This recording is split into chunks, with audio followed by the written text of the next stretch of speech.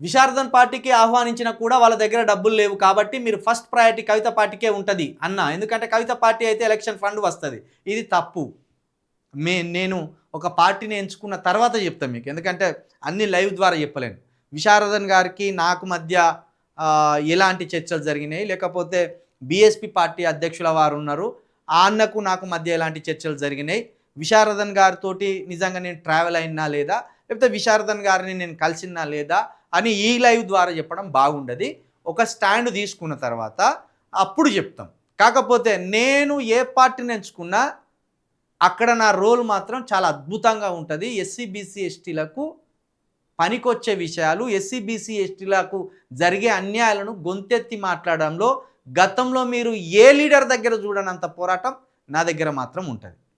విశారదన్ గారిని నేను ఎప్పుడూ కాదనలేదు. విశారదన్ గారి పోరాటాన్ని ఎప్పుడూ తక్కువ చేయలేదు. విశారదన్ గారి పార్టీ గురించి ఇంకా చెప్తా, మున్ముందు కూడా చెప్తా. నేను చెప్పుకుంటే బాగుండదు, కానీ నేను ఎక్కడికి పోయినా వాళ్ళు కొంత భయపడతాను. మరి అది ఏం భయమో నాకు అర్థమైతలేదు.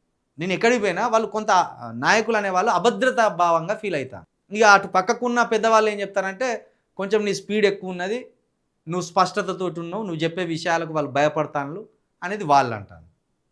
నేను ఎవరిని కూడా దూరం చేయలేదు, ఎవరిని కూడా కించపరచలేదు. పైసల కోసం ఉరకాలనుకుంటే చాలా పెద్ద పైసలే వస్తాయి. మీరు అనుకునేది పొరపాటు. అలాంటి మనిషిని కాదు నేను.